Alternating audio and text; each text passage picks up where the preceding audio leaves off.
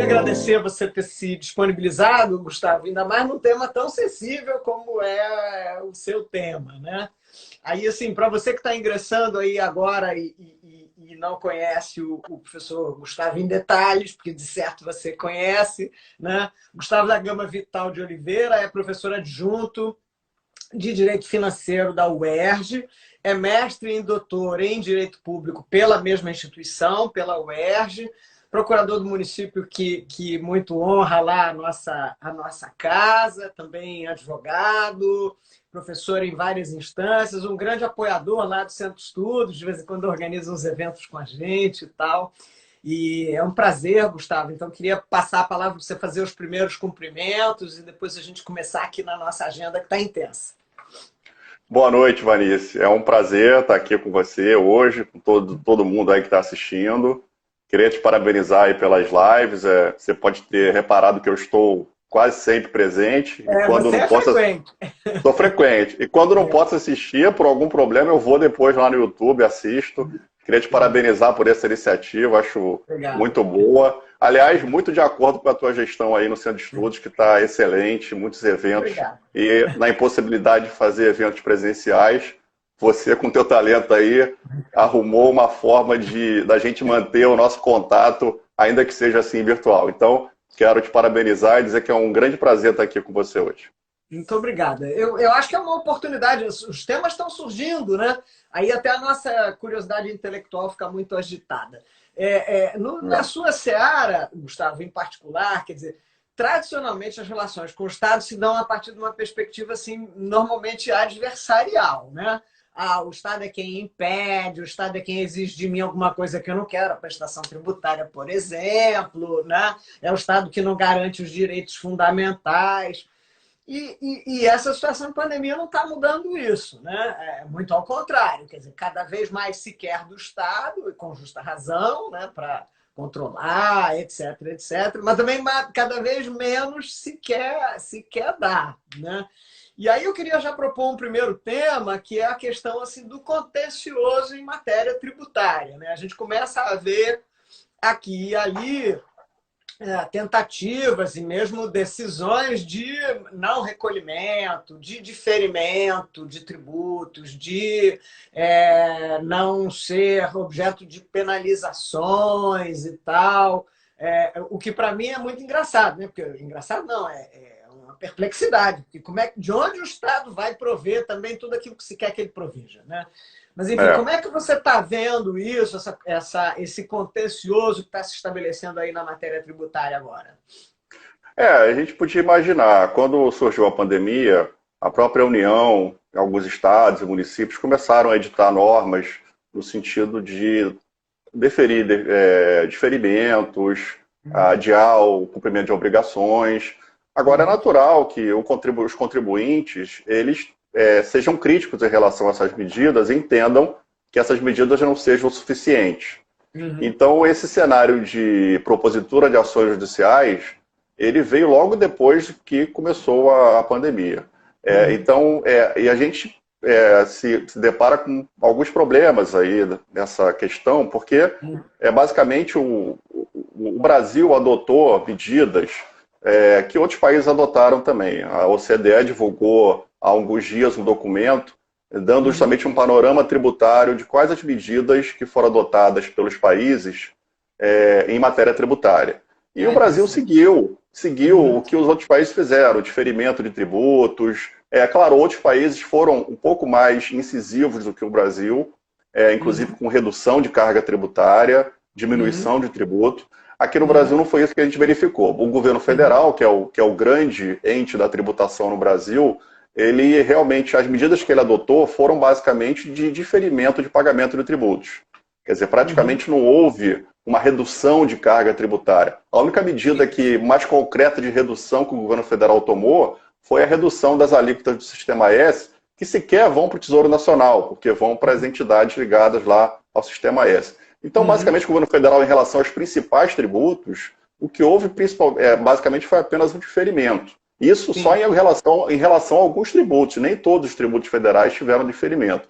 E isso gerou realmente uma frustração dos contribuintes que esperavam algo mais. né, diante da intensidade da crise econômica que a gente está vivendo, os contribuintes esperavam muito mais. E aí começou a judicialização, a gente está assistindo aí, a PGFN divulgou há pouco tempo um dado, cerca de 3.800 processos foram propostos no Brasil já, envolvendo a tributação federal, que a PGFN está acompanhando. E aí surgem algumas dificuldades, porque basicamente o que se pede é uma moratória.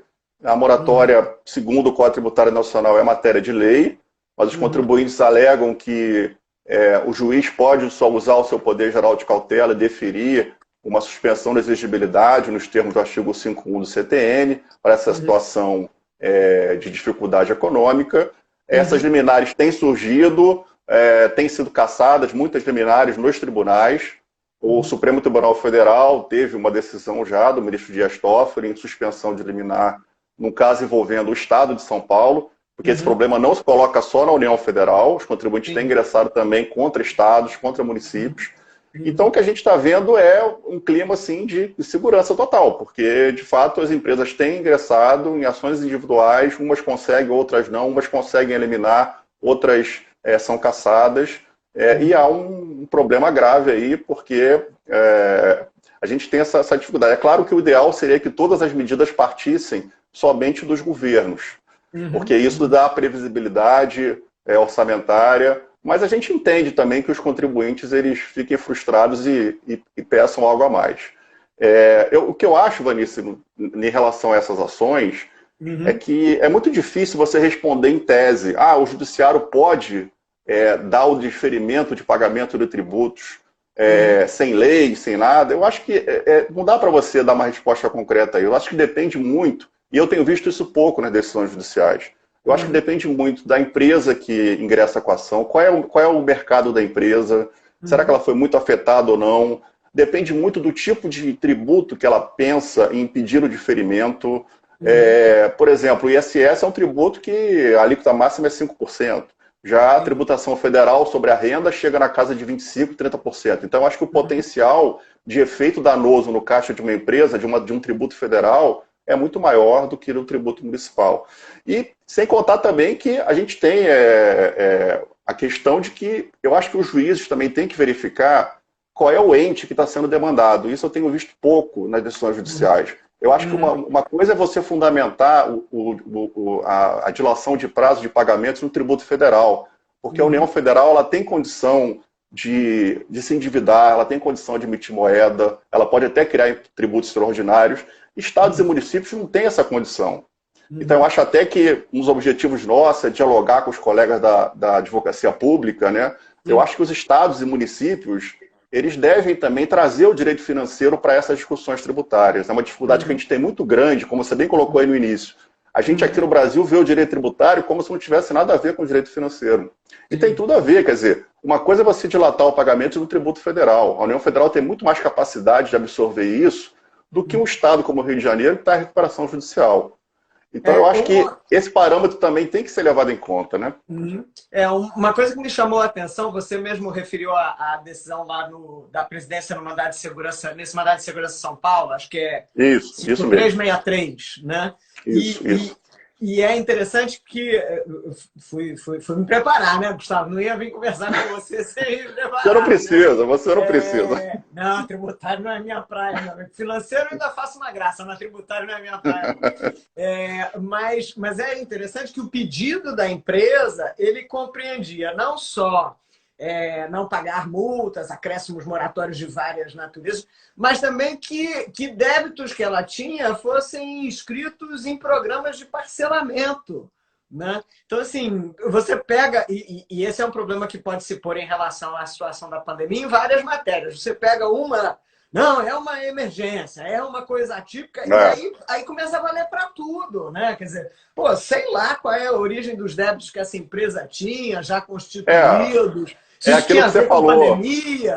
Aquilo que você falou numa live que eu achei genial. Quer dizer, a gente não pode tratar do tema do corona e levar uma carona, né? Não pode ter uma carona em relação a isso. Quer dizer, ninguém pode pegar carona nessa. Pior do que o corona é o carona. Né? Exatamente.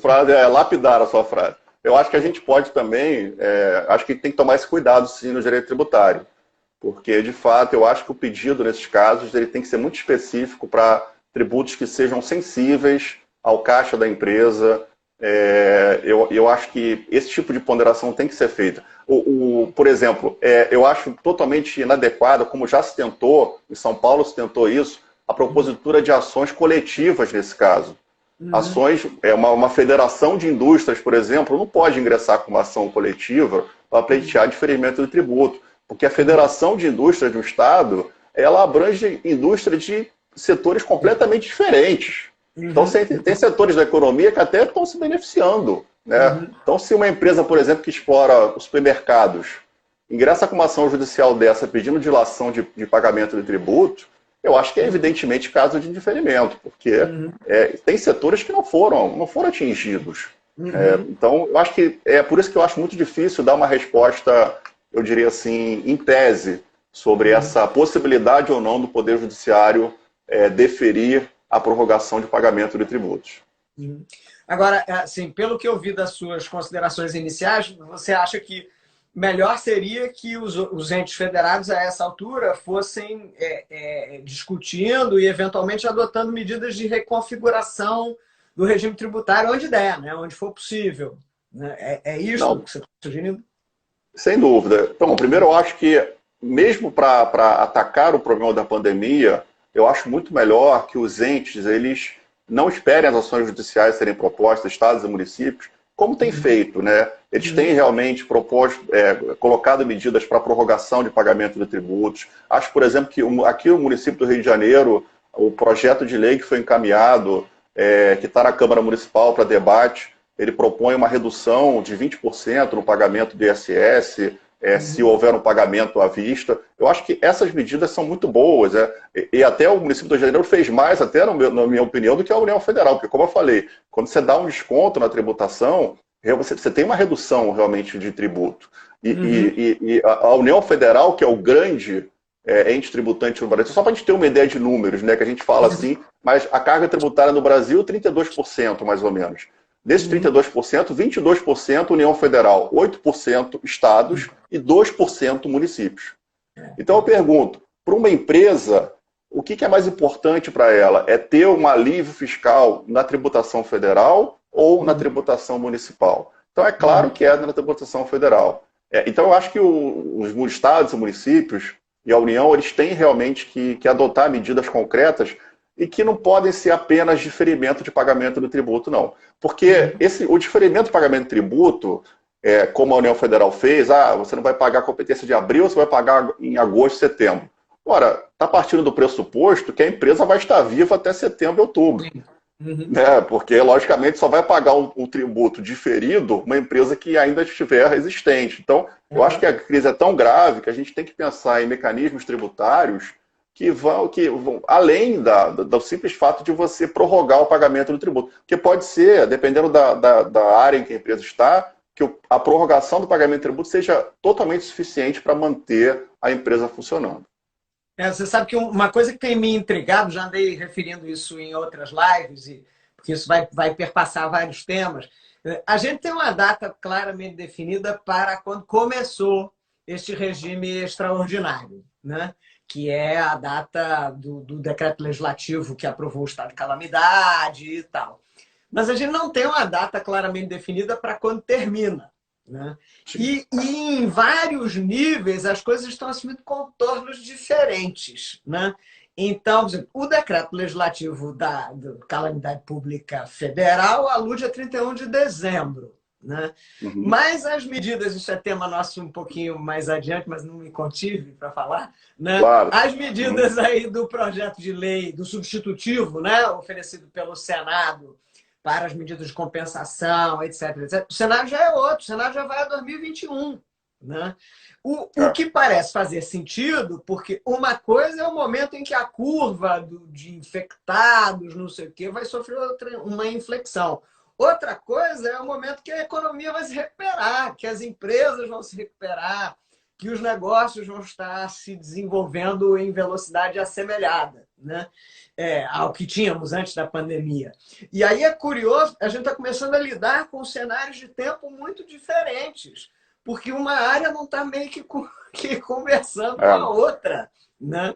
E aí isso pode dar uma complicação danada. Isso me veio à cabeça porque você falava assim, não, o diferimento pode não ser medida suficiente. Pô, do ponto de vista desse PLP, eles estão pensando num cenário de tempo mais longo, né? Então, se fosse para cuidar de diferimento, tinha que ser diferimento por mais tempo, né? Então, ficou uma coisa meio doida. A economia pública precisa chegar até 2021, mas a empresa não, né?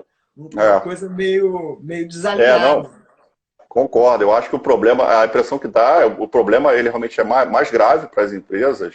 E a crítica que eu tenho visto nos especialistas da área tributária é de que, de fato, aí o governo federal, principalmente, ele de fato ainda não adotou medidas que sejam, que vão além do simples diferimento. A gente tem um sistema tributário no âmbito federal, no âmbito geral muito complicado, mas no âmbito federal muito complicado. A gente tem, por exemplo, só para colocar um tema que tem tudo a ver com inadimplência, que é o que está acontecendo aí na economia, porque a tendência é uma inadimplência gritante. A gente no Brasil, a tributação federal, o PIS/COFINS, né, que é o tributo sobre a receita bruta, a empresa tem que pagar esse tributo mesmo quando ela tem uma venda inadimplida. Então, quer dizer, a empresa emite a nota fiscal, antes dela receber o dinheiro do pagamento daquele contrato, ela tem que já apurar o seu PIS/COFINS, que é o regime de competência. Então, olha que situação bizarra que a gente vai ter no Brasil. Quer dizer, tem empresas que vão ter alto índice, os seus parceiros vão ter inadimplência, a empresa vai levar o calote de muita gente e vai ter que pagar tributo em cima desse valor, que ela apurou apenas contabilmente. Só para dar um exemplo, assim, de como é complicado, nosso sistema tributário ele já é complicado em situações normais. Numa situação de pandemia, em que você vai ter um aumento brutal do inadimplemento das empresas, para você apurar esses tributos, vai ser uma coisa muito gravosa, inclusive violando a própria capacidade contributiva, porque você vai ter empresas que vão ter débitos tributários, mas que não vão ter disponibilidade de caixa suficiente para pagar. Então, eu acho que a gente precisa realmente pensar em como melhorar o sistema tributário pontualmente, medidas que vão muito além do simples adiamento do pagamento de tributos.